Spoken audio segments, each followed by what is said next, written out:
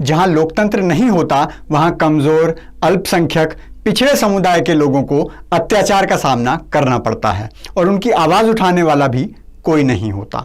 लेकिन जहां भारत की तरह चुराया हुआ लोकतंत्र होता है, वहां अगर आप अल्पसंख्यक, पिछड़े समाज से हैं तो सब नेता, अभिनेता, मीडिया आपके अधिकार के लिए आवाज उठाएंगे। लेकिन अगर आप पिछड़े नहीं माने जाते, चाहे आप कितने भी गरीब हैं, तो आपका भगवान ही मालिक है। राजस्थान के करौली में मंदिर के पुजारी बाबूलाल वैष्णव को जिंदा जला दिया गया है, लेकिन देश ने पलकें भी नहीं झपकी। हेलो एंड नमस्कार मित्रों। राजस्थान के करौली में सपोटरा थाना क्षेत्र के बुजका गांव में एक मंदिर था। बाबूलाल वैष्णव नाम का एक बुजुर्ग ब्राह्मण मंदिर में पुजारी था। गरीब था। गांव के मंदिर में कितनी ही आमदनी हो जाती है आप सोच सकते हैं। गांव वालों की मदद से परिवार का पेट पाल लेता था। रहने को घर नहीं था तो गांव वालों ने मंदिर की ही जमीन पर रहने की व्यवस्था कर दी थी। लेकिन मंदिर की उस जमीन पर नजर थी गांव के बाहुबली की। कहानी कुछ कुछ फिल्मों जैसी ही थी, बस फर्क इतना था कि यहां गरीब का नाम था बाबूलाल शर्मा और बाहुबली का नाम था कैलाश मीणा। आप जानते होंगे कि राजस्थान में मीणा अति पिछड़ा समुदाय माना जाता है और राजस्थान की 10% आबादी मीणा समुदाय की है।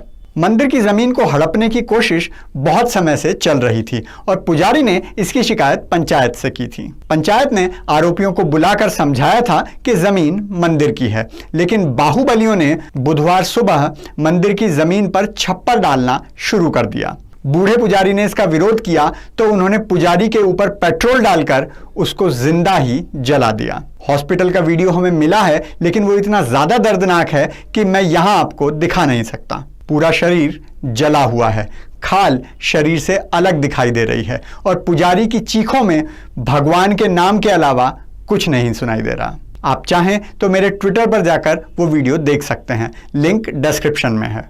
पुजारी को पहले करौली के हॉस्पिटल में ले जाया गया और उसके बाद जयपुर के सवाई मानसिंह हॉस्पिटल में, लेकिन पुजारी को बचाया नहीं जा सका। गुरुवार की शाम गुरु माने जाने वाले इस पुजारी ने शरीर छोड़ दिया। पुजारी को जलाने वालों में से कैलाश मीणा के परिवार के कम से कम 5 लोग और थे, शंकर, किशन, रामलखन मीणा और परिवार। लेकिन अभी केवल कैलाश को ही गिरफ्तार किया गया है, बाकी सब खुले घूम रहे हैं। मृतक के रिश्तेदार रमाकांत शर्मा ने कहा है कि पुजारी का परिवार डरा हुआ है और अभी भी खतरे में जी रहा है। उन्हें डर है कि उनके साथ भी मीणा परिवार वही ना करे जो उन बुजुर्ग के साथ किया है। लेकिन पुलिस ने अभी उन दबंगों को गिरफ्तार नहीं किया और कह रहे हैं कि हम जांच कर रहे हैं। परिवार ने देर से कार्यवाही करने के लिए पुलिस पर भी एक्शन लेने की मांग की है, लेकिन एक छोटी सी प्रॉब्लम है। पीड़ित गरीब था और केवल गरीब ही नहीं था, गरीब ब्राह्मण था, मंदिर का पुजारी था। अब पुजारी तो वोट बैंक होते नहीं।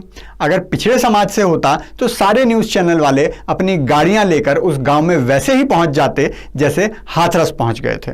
वहां पर अभी तो आग भी पूरी तरह से ठंडी नहीं हुई है जहां पुजारी को जलाया गया था। अगर वो वोट बैंक होता तो राजनीतिक पार्टियों वाले भी अपने काफिले लेकर करौली जाते और परिवार वालों के साथ सांत्वना देते हुए फोटो खिंचवाते। पुजारी की हत्या का मामला यूनाइटेड नेशंस में जाता जैसे हाथरस का उठाया गया था और पालघर से लेकर पुजारी तक भगवा के ऊपर होने वाले हमलों पर अखबारों में संपादकीय लिखे जाते। लेकिन क्या करें, ये वोट बैंक नहीं है ना, यहाँ का मुख्यमंत्री भगवाधारी नहीं है ना, नहीं तो कराची वुड वाले भी अन्याय के खिलाफ आवाज उठाते। कांग्रेस से तो मैं क्या ही सवाल करूं, मेरा सवाल तो भाजपा से है। अगर हाथरस में कांग्रेस राजनीति कर रही थी तो आप राजस्थान में न्याय के लिए राजनीति भी नहीं कर सकते। वसुंधरा मैडम जयपुर में अपने महल से बैठे बैठे ट्वीट कर देती हैं और बस हो गई जिम्मेदारी पूरी। राजस्थान का मुख्यमंत्री बनने का सपना देखने वाले राज्यवर्धन राठौर को तो, अरे राहुल और प्रियंका का तो हम जानते हैं। आप क्यों चुप हो? सत्ता मिल गई तो बस पेट भर गया, भूल गए इसी राजस्थान ने लोकसभा में 25 की 25 सीटें आपकी झोली में डाल दी हैं। हाँ, आवाज उठाने के लिए परशुराम सेना, फाइट फॉर राइट जैसे स्थानीय संगठन सामने आए हैं।